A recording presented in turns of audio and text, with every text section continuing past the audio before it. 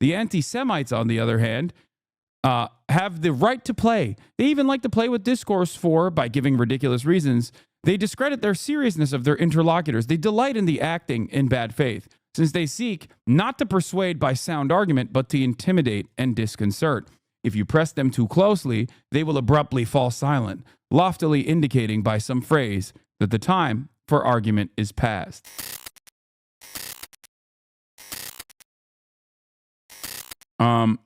To join the Elon Musk and President Trump's movement.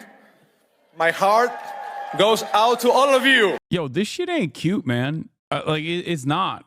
It's not cute at all. I don't know why people are like, yeah, what are you going to do about it? It's wild how quickly it is wild how quickly this shit spreads. Okay? When the age of lean in means being a Nazi, yeah, Bannon did it too. Steve Bannon did it as well. Like Elon Musk hitting it unironically made it permissible. Like it made it so that you do that. It's important. Check my logs, please. I'm willing to bet it's not important. And if it's not important, I'm going to ban you. In Mexico, is the Sieg normal? And they do it at inaugurations and stuff. Shine Bomb, the best girlie, did it. Wait, what? I think this person doing it after saying my heart goes out to you like this is directly a nod to Elon Musk. Okay? 100%. This person is doing it as a way to be like, look, just like Elon Musk, I'm saying my heart goes out to you. They know what it is, okay? They know exactly what it is. They're doing it this way specifically so that they can make a nod. There is no reason to debate this, okay? I think it's a very stupid thing to debate.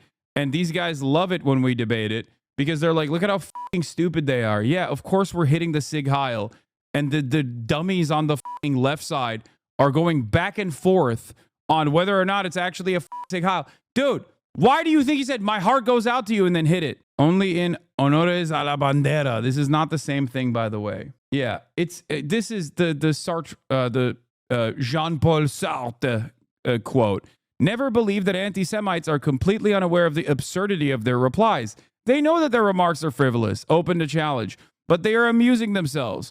For it is their adversary who is obliged to use words responsibly, since he believes in words. The anti-Semites, on the other hand, have the right to play. They even like to play with discourse for, by giving ridiculous reasons, they discredit their seriousness of their interlocutors. They delight in the acting in bad faith, since they seek not to persuade by sound argument, but to intimidate and disconcert.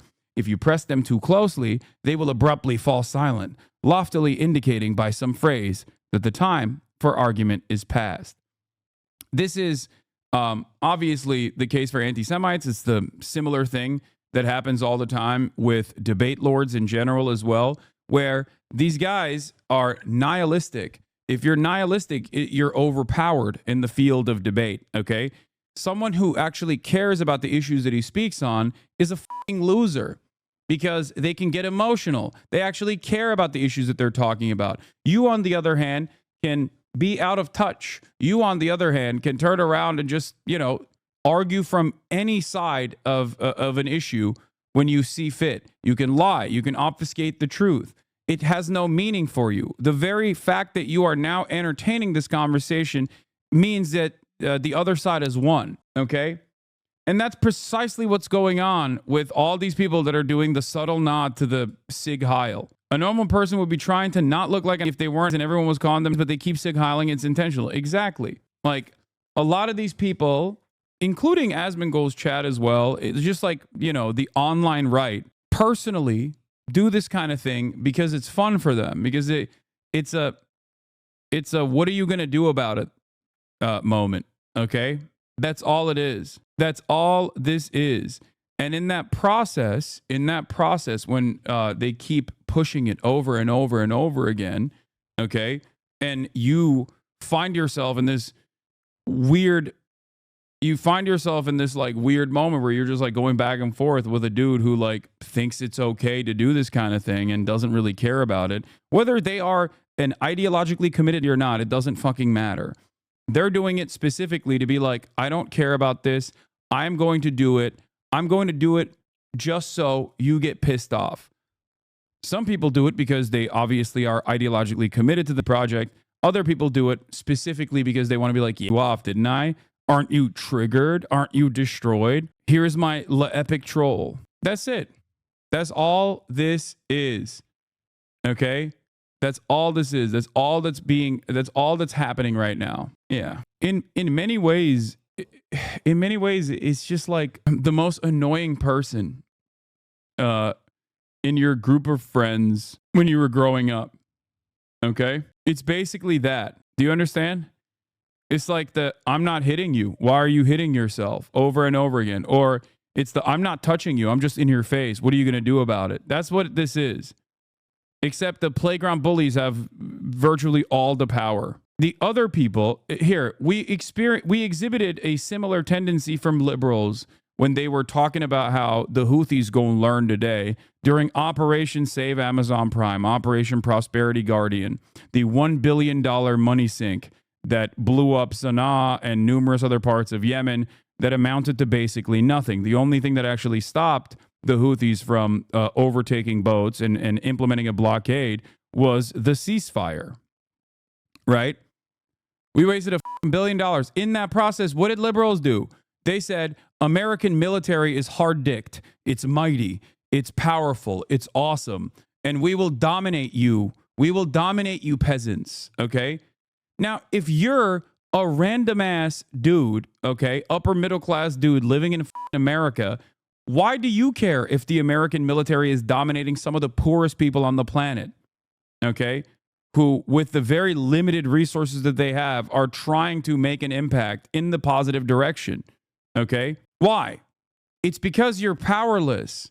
You're powerless, but the American military is powerful. So, by definition, when the American military is doing powerful things, that makes you feel powerful. It's a similar predicament to how, in the Reconstruction era, white people that never actually owned slaves or didn't necessarily have a lot of, didn't have a lot of financial opportunities, still felt as though they were above black people. It reminds me of the LBJ quote, when you have nothing, when you have no power whatsoever, when you're constantly angry, you look to others that have less than you and match up against them to make yourself feel powerful.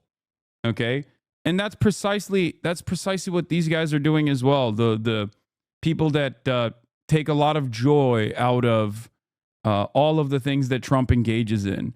People that actually find so much tremendous joy in quote unquote owning the libs and like DEI is being ousted or whatever. It's because they just have nothing.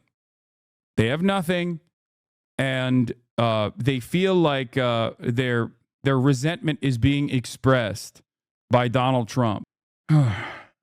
They want to feel like the government is moving in a direction that is positive. Anyway, Steve Bannon on Jordan Bardella's CPAC cancellation over salute. He's a little boy. If he cancels because of what the mainstream press says about my speech, he's not fit to lead France.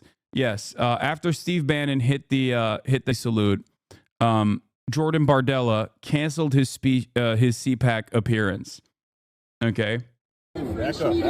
For the what media? Jordan, yeah, for the French media. Hi, I'm Claire Mignon with Le Point. Jordan Bardella canceled his intervention today. He's unworthy over what the mainstream media said about the speech. He didn't listen to the speech. If that's true, he's unworthy to lead France. Yeah, it's because the nationalists are trying to actively make themselves seem like the normal party. That's it. The Nationalist Party is trying to move away from being like the far right, being perceived as a far right party. And in many ways, because of Macron's capitulation to the anti-immigrant sentiment and anti-Islam sentiment in France, the far right party has become like, or at least the things that they're advocating for have become the normative position of many French people. That's it. That is the real reason why they also actively avoided aligning with the AfD, for example. It's not anti-Islam. What? Yeah. Le Pen party try to keep mainstream far-right ideology? They do, and they have. They have successfully done so. Their politics have become the politics of the center, especially when you think about immigration stuff and anti-Islam stuff. Like, that is literally Macron's position, straight up. So they're trying to take advantage of that by because the Overton window is like firmly slanted to the right, to the far right on the stuff, because of the centrists and the centrist capitulation. They are trying to. There are parties further to the right than they are. Okay. And they're basically trying to say, like, no, we are the new moderates. We are the new middle. What is this? It's not anti-Islam. It's people from Islamic culture, but Muslims are chill. Thanks, man. Yeah, no, you're right. It's not. Muslims are chill. It's just that their culture is horrifying and barbaric. You're right. Yeah. When Macron was talking about banning all matter of, like, Muslim garb, including, but not just the hijab, but just, like, shit that people wear from countries that have Muslim populations, and directly said it's because it's a scary thing, that he was actually, the Kufi, he was just actually not being anti-Islam. He was just against Islamic culture. This is precisely what I was talking about, by the way. This is what I was referencing when I said, like, this is completely normalized. Like, this sentiment is being repeated by centrists as well, right? That means it's normal. I'm just trying to explain to you why the Nationalist Party in France is trying to avoid being aligned with the AFD, okay? And also why they are trying to stay away from, even Steve Bannon hitting the Nazi salute, because they want to be seen as, like, a normal right-wing party. A boy, not a man. Exact same wave at Front National 7 years ago when I gave a speech to them, okay? If he's that worried about it and wets himself like a little child, then he is unworthy and will never lead France. Was it a Nazi salute? No, it's a wave. It's a wave like I did all the time. I did. Yeah. No, it wasn't a Nazi salute. Come on, it was a wave. Yeah, again, entertain the conversation, please. I would never do that. I did it in Front National 7 or 8 years ago. Jordan Bardella is part Algerian, and he was a teacher of migrants a few years ago. He's not really a radical at heart. Yes, he's the face of the nationalist movement. He is supposed to be the more appropriate face because he doesn't have Le Pen's stink associated with it, okay? Because Le Pen's lineage is straight up Nazis and Nazi collaborators.